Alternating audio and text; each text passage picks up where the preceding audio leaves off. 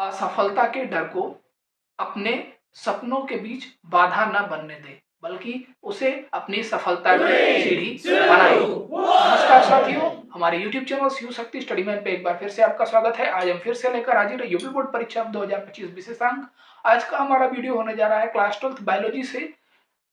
आज हम इसका सेकंड वीडियो लेकर हाजिर हैं। आज हम इस सेकंड पार्ट में दो इंपॉर्टेंट चैप्टर वंशागति तथा जैव विविधता का सिद्धांत एवं वंशागति तथा आणविक वंशागति का सिद्धांत आणविक आधार पर, इन दो चैप्टर्स के मोस्ट इंपॉर्टेंट टॉपिक्स आपके लिए लेकर हाजिर हैं। ये टॉपिक्स तैयार करने के बाद आपको इस चैप्टर से और ज्यादा कुछ तैयार करने की जरूरत नहीं पड़ेगी। इन टॉपिक्स को अगर आपने कवर कर लिया तो आप सब कुछ कवर कर ले जाओगे इन चैप्टर्स के लिए। इसके लिए आपको हमारे साथ लास्ट तक बने रहना है और वीडियो को पूरा देखना है बिना स्किप किए हुए, और आप आसानी से अच्छे से इन बातों को समझ पाएंगे। इन चैप्टर्स को आप आसानी से और अच्छे तरीके से तैयार कर पाएंगे। आइए शुरुआत करते हैं और देखते हैं कि वंशागति तथा विविधता के सिद्धांत से कौन से चैप्टर या टॉपिक जो इंपॉर्टेंट है। पहला टॉपिक है ये डाउन सिंड्रोम क्या होता है, इस पर टिप्पणी लिखिए। मोस्ट इंपॉर्टेंट चीज है ये डाउन सिंड्रोम, आपका लगभग हर बार बोर्ड एग्जाम से पूछा गया है। अगला है आपका जीन रूप तथा दृश्य रूप लक्षण पर टिप्पणी लिखिए। अगला है क्रॉसिंग ओवर क्या होता है, इसकी पूरी जानकारी आपको होनी चाहिए। इससे रिलेटेड कुछ भी आपसे पूछा जा सकता है। क्रॉसिंग ओवर मतलब पूरा आपको ये टॉपिक पढ़ना ही पढ़ना है। सह प्रभाविता पर आपको टिप्पणी लिखनी है। प्रभाविता तथा अप्रभाविता में विभेद कीजिए, दोनों में क्या अंतर होता है ये आपको जानना चाहिए। आनुवांशिक रोग क्या है, इसके लक्षण क्या है, इसका निदान क्या है, ये सारा कुछ आनुवांशिक रोग के बारे में पूरी आपको जानकारी होनी चाहिए। अगला प्रश्न है आपका मानव में लिंग निर्धारण कैसे होता है, किस प्रकार से लिंग निर्धारण होता है, वो पूरा आपको समझाना है।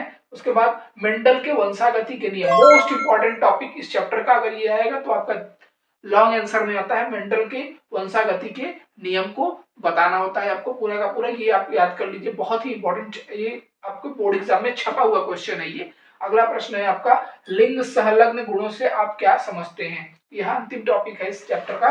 क्या है, लिंग संलग्न गुणों से आप क्या समझते हैं।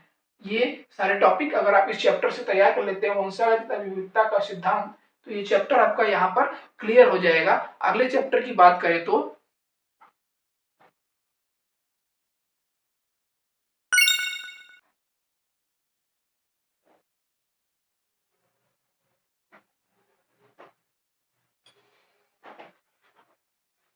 अगले अध्याय की बात करें तो उसका नाम है वंशागति का आणविक आधार। इसमें से जो मोस्ट इंपॉर्टेंट आपके क्वेश्चन है, जो टॉपिक है, वो हम यहाँ लेकर हाजिर हैं, जो हर बार आपके लिए इस बार आपके लिए संभावित है, बहुत ही इंपॉर्टेंट है इस चैप्टर से।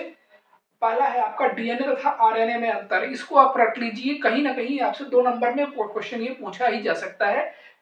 और डीएनए तथा आरएनए में क्या अंतर होता है। अगला प्रश्न है आपका, ये भी इंपॉर्टेंट है, डीएनए अंगुली छापी या जिसे अंग्रेजी में डीएनए फिंगर प्रिंटिंग बोलते हैं, वो क्या है, इसकी उपयोगिता पर प्रकाश डालिए। आजकल ये बहुत ही ज्यादा उपयोग में है हमारे, इसलिए यह इंपॉर्टेंट टॉपिक आपका बन सकता है। अगला प्रश्न है आपका मानव जीनोम प्रोजेक्ट पर टिप्पणी लिखिए। मानव जीनोम प्रोजेक्ट क्या है, उस पर आपको टिप्पणी लिखनी है। अगला प्रश्न है डीएनए की संरचना के वाटसन और क्रिक मॉडल को उपयुक्त चित्र बनाकर समझाइए तथा इसके कार्य का वर्णन कीजिए।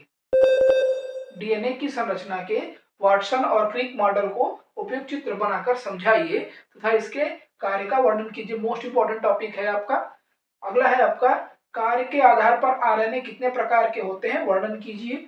अगला प्रश्न है आपका अनुलेखन पर विस्तृत टिप्पणी लिखिए। यहाँ टिप्पणी भूल गए हैं लिखते समय, अनुलेखन पर विस्तृत टिप्पणी लिखिए। यह आपका या तो विस्तृत लेख लिखिए, ऐसे भी पूछ सकता है अनुलेखन पर विस्तृत लेख लिखिए या अनुलेखन पर विस्तृत टिप्पणी लिखिए।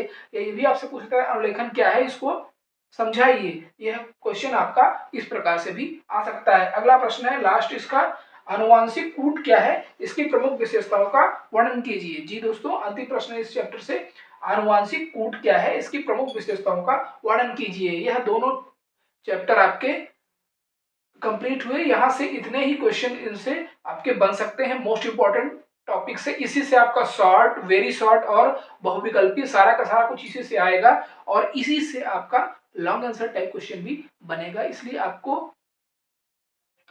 और ज्यादा इसमें समय लगाने की जरूरत नहीं है। आप अपना टॉपिक, आप चैप्टर अच्छे से विस्तार से जब आपकी क्लासेस चल रही होंगी तो आप पढ़ चुके होंगे।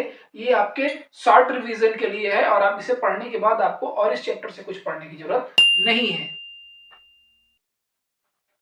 साथियों, अगर आपको हमारा समझाने का तरीका अच्छा लग रहा हो, हमारे वीडियोस पसंद आ रहे हो, हमारी भाषा शैली अच्छी लग रही है, समझ में आ रही है, तो प्लीज प्लीज प्लीज हमारे चैनल को सब्सक्राइब कीजिए, वीडियोस को पूरा वॉच कीजिए और अगर आपको पसंद आए तो चैनल को लाइक और सब्सक्राइब जरूर कीजिए। इसी के साथ हमारा प्रयास आपकी सफलता।